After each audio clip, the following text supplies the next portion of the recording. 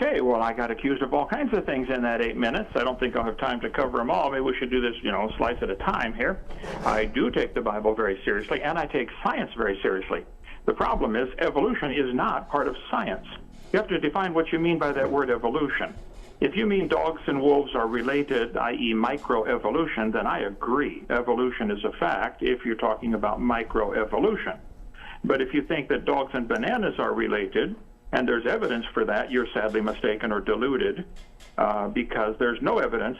The DNA would fit into the same exact category as the homologous structures of the bones or the organs or any other thing that could still be the same designer. The lug nuts on a Chevy will fit on a Pontiac. That doesn't prove they both evolved from a skateboard. It proves the same people are designing these cars and using same parts over and over. I think that the design of nearly all of the animals is stunning. The fact that we have binocular vision in most animals that's amazing. It gives you depth perception, which is not evidence of a common ancestor, but evidence of a common designer.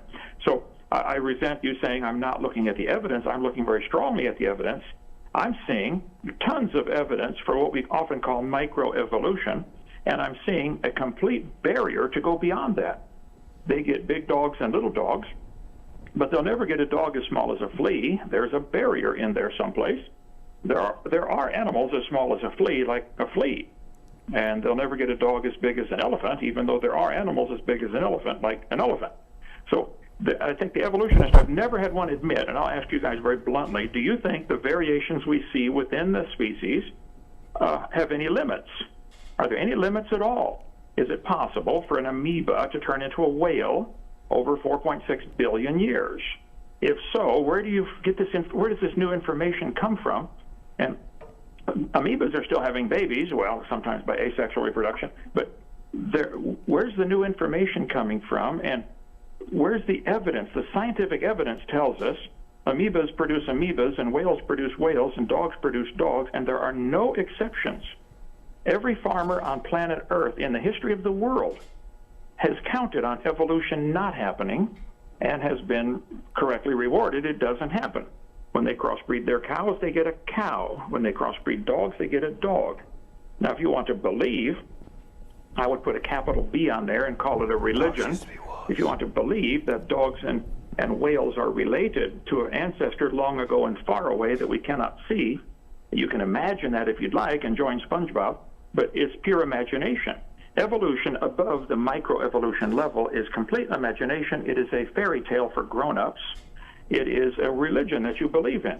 As far as Dawkins' quote that evolution is a fact, that is a mantra. You can state that over and over and over again. I mean, the Muslims do this. Allah is the greatest, and the Mormons do this, and the Jehovah's Witnesses do this, and every religion does this. And this is nothing more than the evolutionist mantra. This is an example of the demonstration of your religion to get one of your high priests like Dawkins to say, oh, evolution's a fact, and therefore we're all supposed to bow down and say, oh, wow, it must be a fact because Dawkins said so.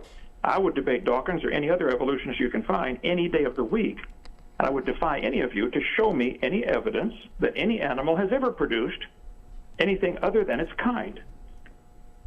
10 times in the first chapter of Genesis, it says the animals and plants will bring forth after their kind. Pine trees produce pine trees, oak trees produce oak trees. There are no exceptions.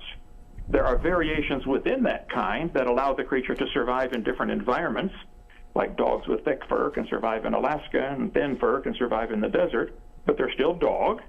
They're still generally interfertile, though they might reach a stage where, like Chihuahua and Great Dane, they would have difficulty, but they're still the same kind of animal. There are no exceptions, and what you guys have is a complete religion funded by taxpayers in the public school system in violation of the law, I would say. And you need to go start a private school and teach your religion to anybody who wants to learn it, but it's not part of science. I was accused of saying not understanding the reciprocation of the gases and how the early atmosphere had minimal O2. I know that's important to you because of the oxidizing atmosphere would stop any life from evolving. But nobody's ever seen non-living material come alive. It only happens in the textbooks on paper, in some warm little pond someplace. And it's just imagination.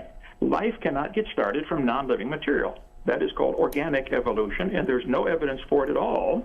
Macroevolution is an animal producing a different kind of animal. There's no evidence for that at all. Microevolution, variations in the kind, That's all that happens, and that's exactly what God said would happen. So I think the biblical account of creation has been supported by all of the observable evidence. All you guys have on your side is imagination and stories and drawing lines on paper. Excellent. Thank